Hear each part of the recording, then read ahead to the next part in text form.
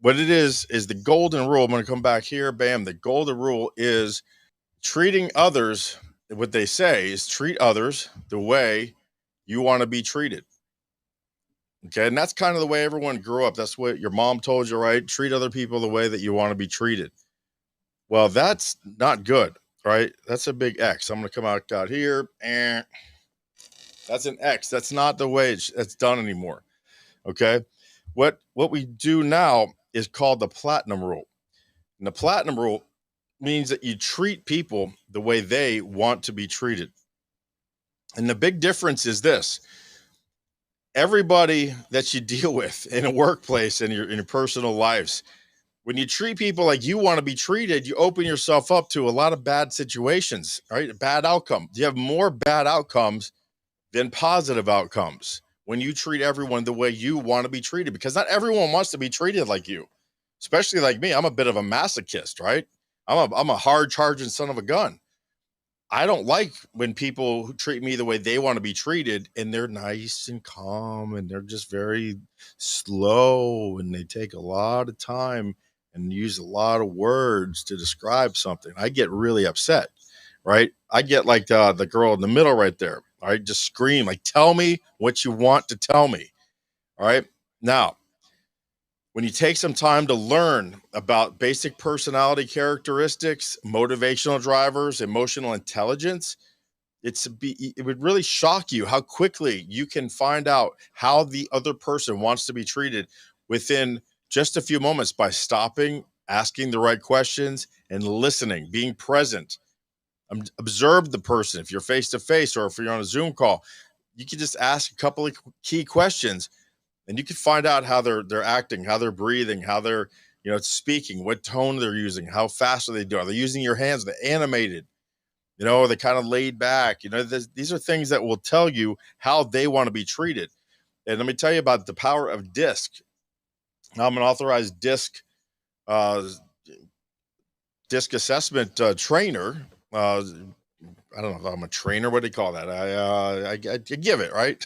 Assessment taker, whatever. I give it to businesses, and I tell them what their employees, where they fall on the DISC chart, right? So D stands for dominance. And once you ask a few key questions, you're going to find out, is that person a high or a low D, a high or a low I, a high or a low S, or a high or a low C? And you could do this in your business. When you start learning how the DISC system works with your clients, you're trying to sell something. Maybe it's a high ticket item. Maybe it's a house or a yacht or a car, right? And you want to find out what makes them tick. How do they like to be closed? Ask them some questions to find out their personality traits. And you can then use this to close them. So the D is somebody who's looking for results, right? That's me. I'm a high D. But you got to be careful, because the high D is very much assertive and likes to be challenged. But a low D, there's such a thing as a low D, and they become less assertive, although they still want results. They're results oriented, but they're just not as assertive. So you got to watch that, because it goes both ways. Each one of these has a high and a low, and they mean different things. The I, for example, it means that they love interaction. So this is the person that is going to ask how your mom and them are. All right. Drives me absolutely nuts, but people like that. Now, if the I goes up, they become more outgoing and people oriented. But if the I goes down, they still want to ask about all those personal questions, but they don't really trust you. They're feeling you out more. They're very guarded about what they share. So you got to watch that. Even though they're outgoing and they don't trust yet, but they still want to be interactive. So that's the I. The S is for steadiness. They want stability. But when that S goes up, the world slows down for them. So they want to take their time. They want to think about things. They really need that ability to take their time. But when the S goes down, they're okay with a little bit more increased activity, as long as it's level and at a steady pace. Okay. It can be a little bit faster, but you can't just be spiking up like I like stuff. Bam, boom, give me it now. All right. And finally, the C. The C people are looking for facts, right? You ever try to sell a house to a guy who just needs to look at every single aspect of every single piece of the deal and go there with a measuring laser and laser every single room before they even put the offer in? But by the time they do that, there's 5 offers in. The house is sold. They're about to close. Right? These are compliance people. Now C goes up.